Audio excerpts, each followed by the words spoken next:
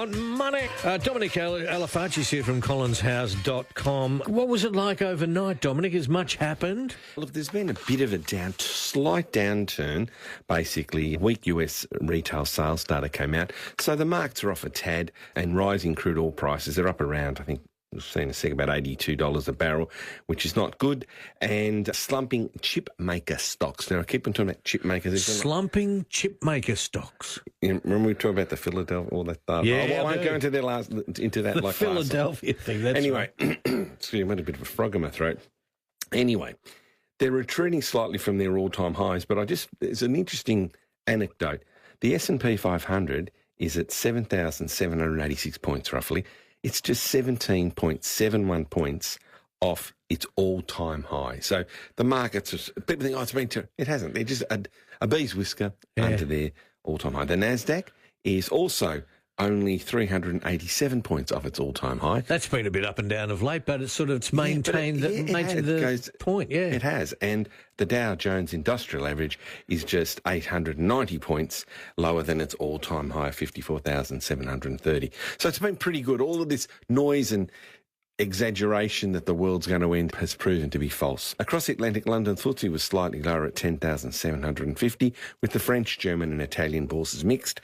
Gold put on $16.90 to $44,437 an ounce, and West Texas Intermediate was trading up $1.15 to $82.42 US a barrel, and the $A is up slightly on the US dollar on the greenback, and it's currently buying 70.84 US cents, with the ASX 200 SPY 33 points lower, pointing to a weaker opening on Monday following yesterday's effort, where our market ended the week down 8.8% to 9,115. The number to ring is 133693. Call Dominic Alafaci right now, 133693. Call now and you'll get straight through. The lines are open.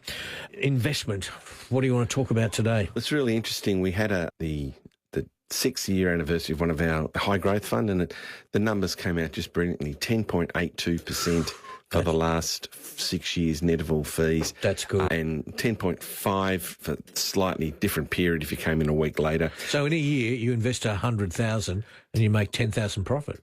Yeah, but over 6 years, it would have been up and down like a honeymoon blind. But you put in the numbers we look at, you put in $1 million and you have 1.87 million at the end of 6 years. So 870,000 profit per million. So it's nice to have. But in 6 years? Yeah. But you've got to understand that we've had a very good period, so set your sights a bit lower. Right. Keep warning everybody. It's usually about 5% above the inflation rate. So if inflation's nagging around 4%, it should be around 9%. We've got an extra 1 or 2%. So you should be able to get 8 to 10% going forward, but don't always rely at the top end. Look at the bottom end. The 8% range might be good. And the funny thing is, over the last 6 years, if you just bought term deposits and sat on the fence, which a lot of people do. 5? No, 2.5 to 2.7. 2.5? Yeah, they're higher now. You can get 5%. Get off the fence. The other thing is you've got to play that game a bit better. You've got to manage, a bit like football. Yeah. Got to manage your champions. Yes. So you might have a couple of 2-year term deposits because they're very attractive at the moment. Yeah. And they're paying around 5%, which is very nice. But you don't want to sit on the fence all the time because you rob yourself. Basically. Yeah. Jeff has called through. Hi, Jeff. Oh, hi. How you going? Good, thanks. Yeah. How can we help, Jeff? I've just got a question. My wife and I have some Qantas and Commonwealth shares, and we'd like to just hand them over to our kids. We don't need them. Yes. Are there any tax implications for my wife and myself if we do that? Do you know? Yes, Jeff. You'll pay capital gains tax on the gain, the unrealised but realised gain that you've made. I think they're about $10 now. They've been higher than that and they've been lower than that over the years. So let's say you bought them at $5, just to make up a simple example. Yeah. And they were left to us. We didn't purchase them.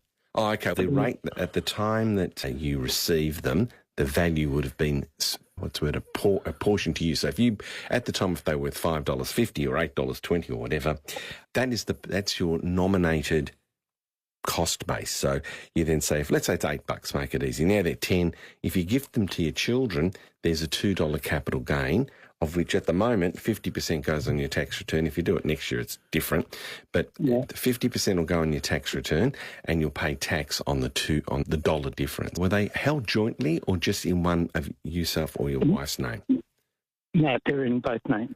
Joint name. So you can divide what it. So if you've made 20,000 profit, you say 10,000 is taxable under the 50% exemption rule. So you'll lose five? Probably. Yeah. But $5,000 will go on each of your tax returns, so that the $10,000, because it's a joint investment. So you'll have to declare that on your tax return, even though you haven't sold them, and pay the tax.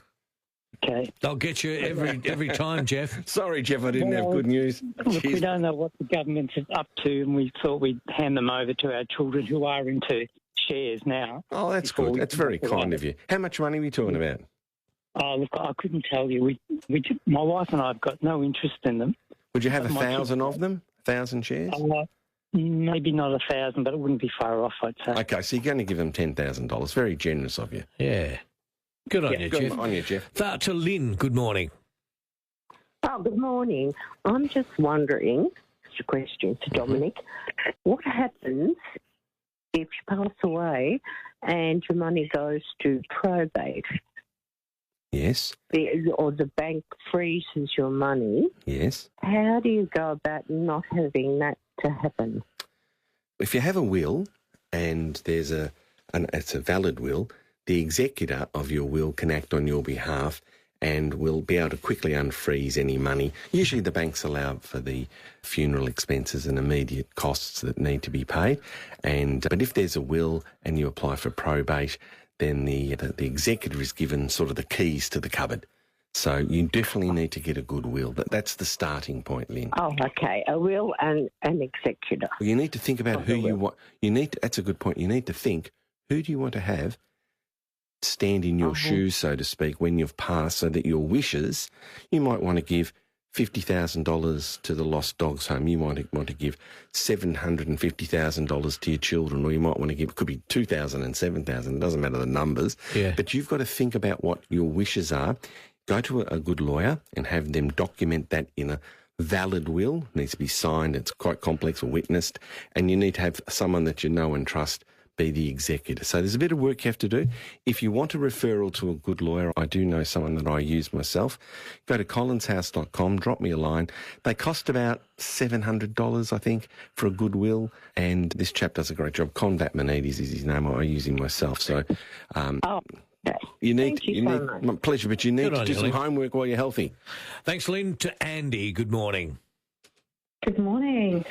I have Andy. two questions. One, in regards to shares, I've got some NAB shares and I thought I'd transfer them over, or at least purchase some Commonwealth Bank shares, given that they perform a lot better. Would you recommend that? Possibly. When you give investment advice to somebody, you need to look at all of their circumstances, and it would be wrong for me to say, look, I don't mind Commonwealth Bank. Generally speaking, though, we don't do that anymore. That's a bit old horse and buggy.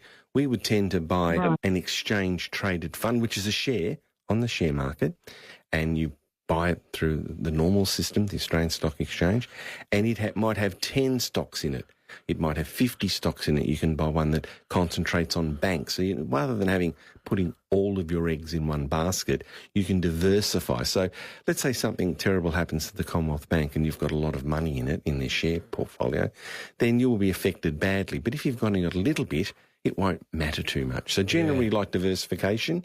And if you go to collinshouse.com and look at the Collins House online service, we've got a very good diversified portfolio. There's 6 you can choose from. Have a read about that. And there are other ones you can use as well. I can refer you to those. Okay, lovely. Good on you. The next question I have, Yeah. the next one I have is in regards to a will. How do you, is there an ironclad way of keeping your will pretty tight? Is something, or is there people contest wills and so forth? There are. There is something. It's quite complex, and we'll probably run out of time now. We're coming up to a break. But if you drop me a line at collinshouse.com, I can talk to you about how to have an investment that's protected, generally protected from attacks on your will. Excellent. Thanks, Andy, for the call. And to Steve, good morning. How are you? Yeah, good, Steve. I've been collecting single malt whiskies for about 25 years. So I've got about 1,200 bottles. Now, if I went to sell them at auction, would I have to pay capital gains on that? It depends. Now, there's a $500 rule. So the sale of collectible alcohol, things like you're doing, is not subject to capital gains tax if an individual item, or say their box, like a small set of something, costs you $500 or less to acquire. Young man, what you need to do is make sure you've got receipts, or you've got a very good memory that each of those bottles cost you $300, $400, $200, $150, whatever it is, and document that, then go for your life and you won't pay capital gains tax. But you'll need to go through a proper auction, because you can't just sell grog yourself. You've got to go through a licensed grog dealer. That's an official term. Yeah. Licensed grog dealer. How's that, Steve? Yeah, no, that's good. But a lot of the bottles are acquired from overseas, so a lot of them were paid on prices like the pound and euro. Oh, you've got to do your maths. You've got to do your maths and convert it at the time, and just hopefully you don't have many that are over the $500. And after all these years, you've decided to move it on. Oh, I'm either going to move it on, or I'm just going to sit back and drink them. Good luck to you, Steve. Half your luck. That's a wonderful problem to have.